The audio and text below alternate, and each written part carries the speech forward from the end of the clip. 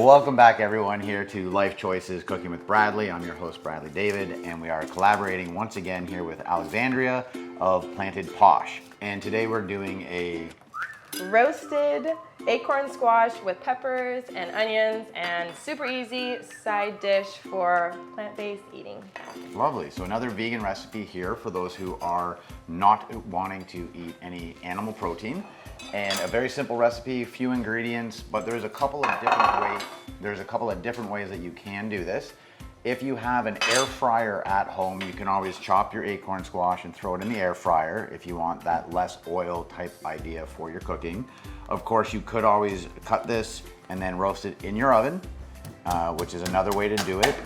Just remember, your oven is going to be more time consuming than your air fryer is. She just went. Might be a reason why the knives are dull, but we won't get into that. We have a lot of fun in the kitchen. Absolutely. And I notice, are you one that saves the seeds and roasts them later for a snack, or? I like to, if I have time. Sometimes I will make too much and forget, but Right. Yes, you can roast them, put them in the oven or the air fryer with just whatever your favorite seasonings are, some oil, and then you just roast them until they're crunchy, and then that's it. And correct me if I'm wrong, being that you are plant-based, I feel like that's like a really big thing when people are cooking their fruits and vegetables, that there's a multiple ways to do it, but there's also leftover pieces from some of the vegetables that you can still use and transform into maybe like a salad topper or another side dish.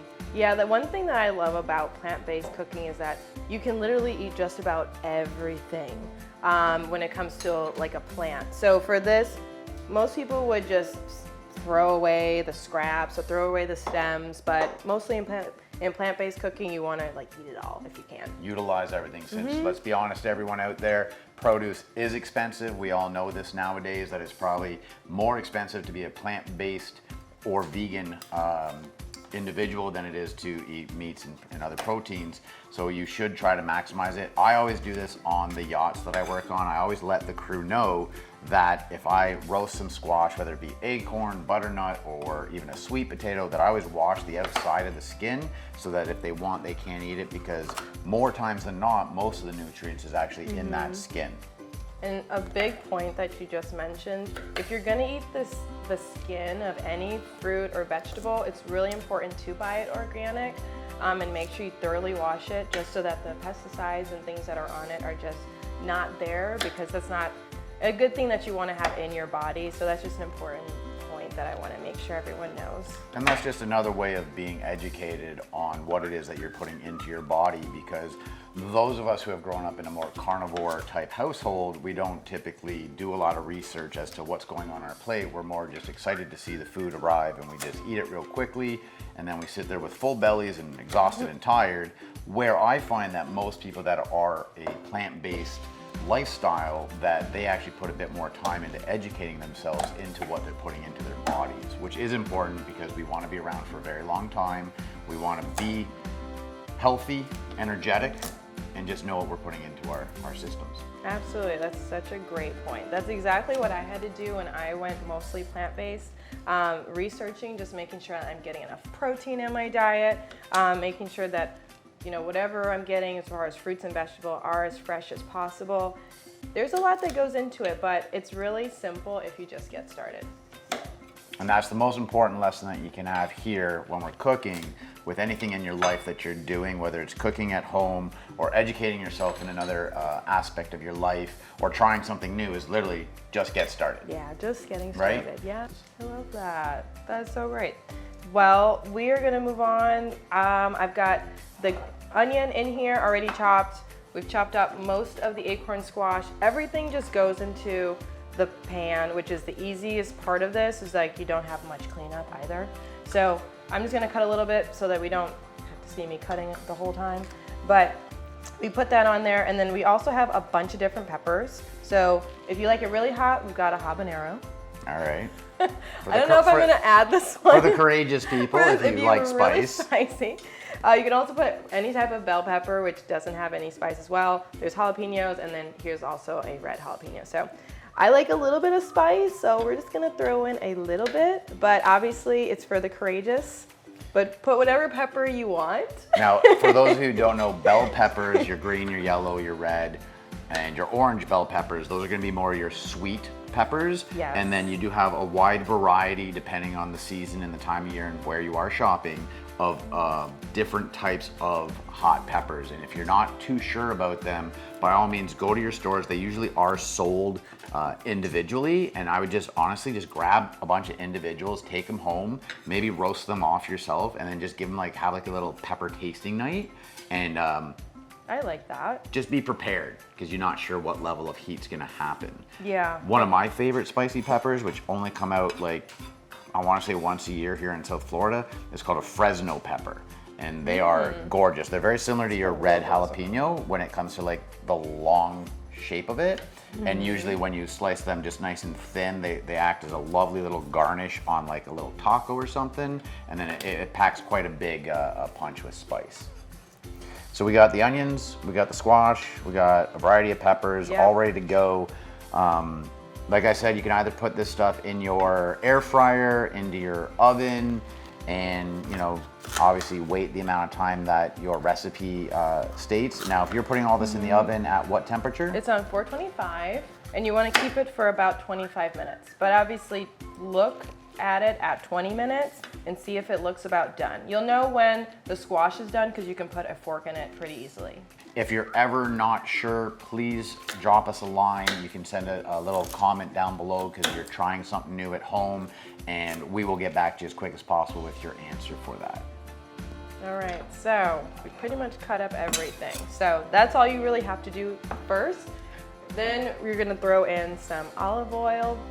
Now, I notice you're using avocado oil today. Now, I have avocado oil. Is that your go-to? That's great. Do you use other oils, or is this typically what you'll do due to plant-based? I thought I had avocado oil, olive oil, whatever. I mean olive oil is from olives, so obviously plant-based as well. But I do know that nowadays a lot of my guests on the yachts that I work on, they specifically ask me to use avocado oil because it tends to be a little bit more on the healthier side if using oil. Where of course the air fryer, being that there's no oil involved, is the healthiest, but not everyone has an air fryer yet at their own home. So that's why I was just wondering if you had a specific choice on your oils. Yeah, when it comes to oil, I do have two that I use, and then sometimes a third. I use avocado, olive oil, extra virgin olive oil, always cold pressed, and then sometimes I'll use coconut oil. But those are the three main oils that I use. Because they have a really good heat, flame content, I believe that's what it's called. I don't know. You're the chef. It's called a flash point. Is the oil's flash point? Yes. So because of that, I'm able to cook with many different foods, and so that's why I picked those three. And do keep in mind, everyone out there, that if you are using coconut oil, that your food will have a coconut flavor to it, where the avocado oil or the extra virgin olive oil doesn't really impart a whole lot of changing flavor to your dish. But coconut oil, 100% will have a coconut flavor to it. Yes, that's a very important point as well. So we just put the oil in there, and then we're just going to blend everything together. And roast it off. Yeah, roast it. You can put whatever seasonings you want on it. Easy salt and pepper, put it in there, and then we're gonna get going. And then plate it and eat it. Yes, plate and eat. The most important part.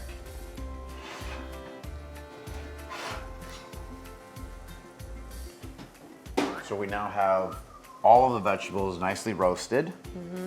And as you can see, very, very hot, steaming. Yes, it's so very be careful. hot. Yeah, it's all done. Everything's well incorporated. If you want to kind of mix it up, you can at the end. And then we're just going to plate it.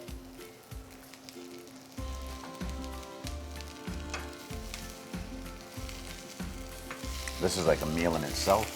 Yeah, this is a yummy side dish. I love all the colors. Very fresh, very, very seasonal. And don't forget when you place your dish down that it is hot, because I've done that before. I gotta pick that up with the hot hand right beside it with my bare hand and burn myself. Yeah, you definitely don't want to do any of that. So there you have it. Let it cool before you eat I'm it. not gonna jump in and eat this as quickly as I do all the other dishes because it is, as you can see, steaming hot, but I am gonna taste it. I know it's gonna be delicious because the squash looks wonderfully roasted. All the vegetables have been incorporated. It honestly, like, it's a side dish for any lovely dinner or lunch that you've prepared. Me personally, I would have this as it is and be completely content, so. Yeah, it's super simple. You can add in some lentils if you want some extra protein in there. Pretty much very versatile as a base for a lot of other protein options as well. Well, I want to thank you very much for coming here on Life Choices and sharing with us your recipes. As you can see, everyone, Alexandria here, Planted Posh, is well versed in the vegan, plant-based lifestyle. So please go check out her social media. Keep an eye out because we're gonna do more collaborations together. And I'm gonna dig in and probably burn my tongue in a second here, but I can't not try it. I know, I'll help fan it for you a little bit.